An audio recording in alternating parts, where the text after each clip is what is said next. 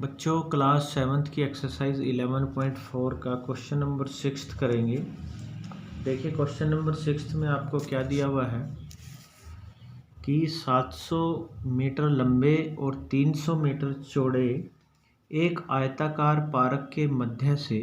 तो सबसे पहले तो देखिए जो हमें पहली लाइन दी है उसको देखते हुए हम इसके चित्र बनाएंगे।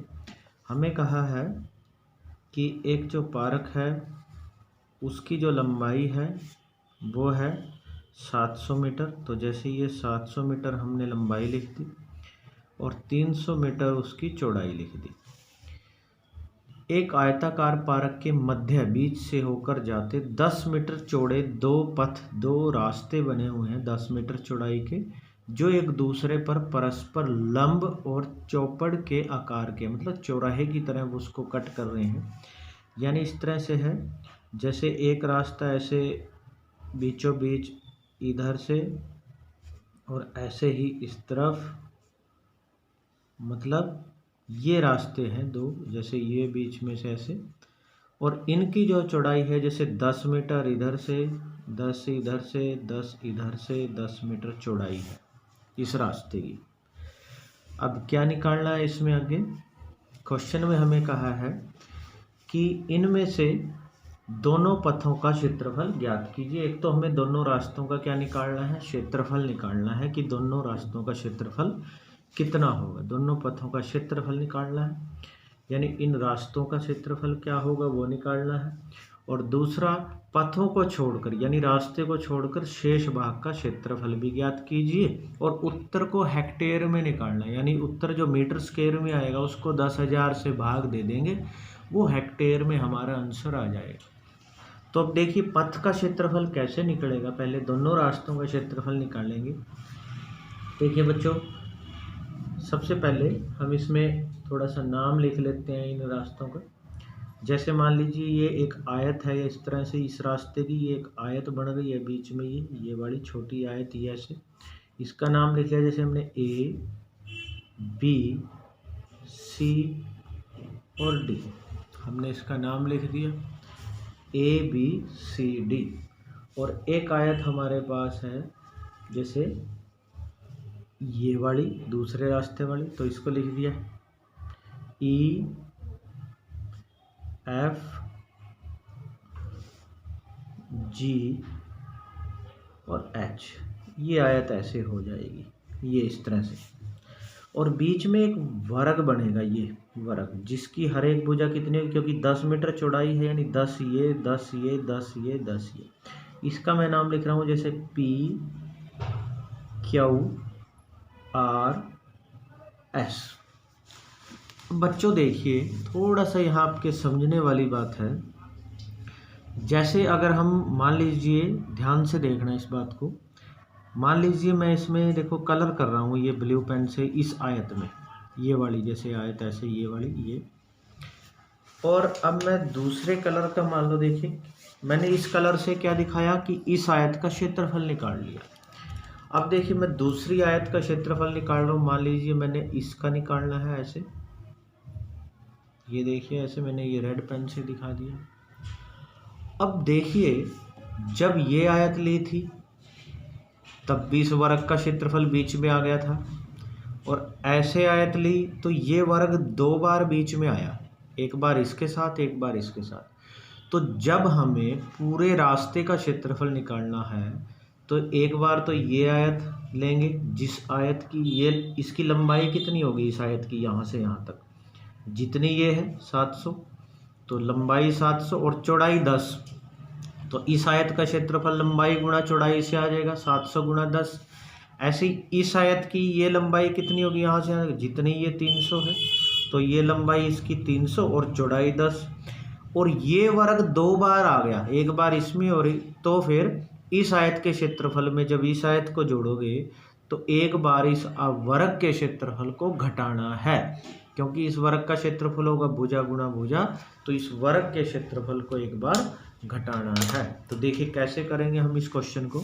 हम सबसे पहले लिखेंगे कि पहला पथ ए बी सी डी है, इसका क्षेत्रफल आएगा। देखिए हम लिखेंगे पथ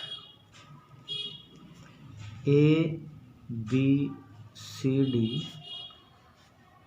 की लंबाई तो कितनी बनेगी?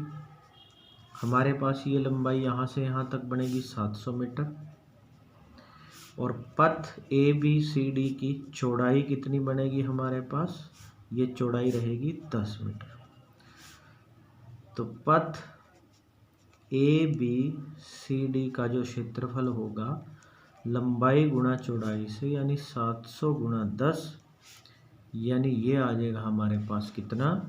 7000 मीटर स्क्वायर। अब ये बड़ा रास्ता दूसरा, इसकी लंबाई चौड़ाई लिखेंगे तो पथ, इसको ई एफ जी एच का नाम लिया हमने, ई एफ जी एच की लंबाई यहाँ से यहाँ तक ये 300 मीटर है। पथ ई एफ जी एच की चौड़ाई 10 मीटर रहेगी। तो पथ ई एफ जी एच का जो क्षेत्रफल होगा तो 300 गुणा 10, तो ये आ जाएगा 3000 मीटर स्क्वायर। ये हमारे पास इसका क्षेत्रफल आ जाएगा। अब दोनों रास्तों का क्षेत्रफल निकालने से पहले इस वर्ग का क्षेत्रफल भी निकाल लेंगे। तो वर्ग पी क्यू आर एस की जो भुजा बनेगी, क्योंकि ये 10 मीटर है, इधर से भी 10 इधर से भी 10, तो ये भुजा इसकी बनेगी 10 मीटर। तो वर्ग पी क्यू आर एस का जो क्षेत्रफल होगा भुजा गुणा भुजा से होएगा 10 गुणा 10, यानी 100 मीटर स्क्वायर। अब पूरे दोनों रास्तों का क्षेत्रफल कितना बनेगा? तो हम लिखेंगे दोनों पथों का या रास्तों का, पथों का क्षेत्रफल क्या होगा कि पहले ये आयत ली जैसे हमने कि ए बी सी डी का जो क्षेत्रफल लिया, उसमें हम दूसरी आयत का क्षेत्रफल जोड़ देंगे। ये कौन सी थी? ई एफ जी एच का क्षेत्रफल, और दोनों को जोड़ के उसमें से एक बार वर्ग का क्यों घटाएंगे? क्योंकि 2 बार वर्ग आ गया बीच में। पी क्यू आर एस का क्षेत्रफल को घटा देंगे। तो ए बी सी डी का क्षेत्रफल आया था 7000, उसमें दूसरा जोड़ेंगे 3000 और घटाएंगे ये 100 को। तो 7000 में 3000 जोड़ा तो कितना बन गया? 10,000 में से 100 को घटाएंगे, तो 10,000 में से 100 को हम घटाएंगे 9,900 मीटर स्क्वायर। ये आया पथ का क्षेत्रफल। अभी हमने इसको हेक्टेयर में बदलना है, तो हम इसको किससे भाग देंगे? 9,900 मीटर स्क्वायर को हम 10,000 से भाग देंगे, तो 2 जीरो कट होगी।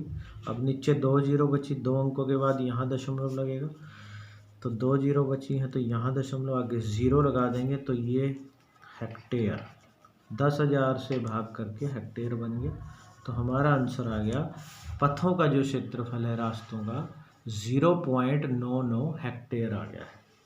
अब हमें निकालना है कि रास्ते को छोड़कर शेष भाग का क्षेत्रफल भी बताना है, यानी जो बच गए ये हिस्से चारों, तो पूरी आयत के क्षेत्रफल में से हम इन रास्तों का क्षेत्रफल घटा देंगे। ये आया पूरी आयत में से रास्तों का, यानी रास्ते निकाल देंगे, बाकी आ जाएगा। तो हम लिखेंगे अब कि रास्तों या पथों को छोड़कर शेष भाग का क्षेत्रफल, शेष हिस्से का क्षेत्रफल, तो पारक का जो क्षेत्रफल है उसमें से हम पथों का क्षेत्रफल निकाल देंगे। तो पारक का क्षेत्रफल लंबाई 700 है, चौड़ाई 300, तो 700 गुणा 300, और माइनस में ये कितना आया था पथों का? 9900, यानी 9,900 आया था। तो ये बन गया 7×21, 4 जीरो लगा देंगे, तो ये बन गया हमारे पास 2,10,000 में से 9,900 घटाएंगे तो कितना आएगा हमारे पास, सॉरी घटाएंगे अभी इसको हम, देखिए ये रफ में घटा रहा हूँ मैं एक तरफ, तो हम इसमें से 9,900 देखिए घटाएंगे, 0 0, 10 में से 9 गया 1, 9 में से 9 गए 0, यहाँ रहेगा 9 और हमारे पास ये बच गया 2, सॉरी ये 0 रहेगी और ये 2, तो ये आ गया हमारे पास 2 0 0 1 0 0, ये आया मीटर स्क्वायर में। अभी हमने इसके बनाने हैं हेक्टेयर, तो 2 0 0 1 0 0, इसको हम भाग करेंगे 10,000 से, तो 2 0 कट कर दी जैसे ये, तो अब 2 0 बची है तो यहाँ दशमलव लगेगा, तो ये आ जाएगा 20.01 हेक्टेयर। तो ये आया है पथ को छोड़ के शेष भाग का क्षेत्रफल, और ये आया था पथों का क्षेत्रफल। तो इस तरह से बच्चों आपने ये क्वेश्चन नंबर 6 जो है इसको अच्छे से समझ के नोट कर लेना है।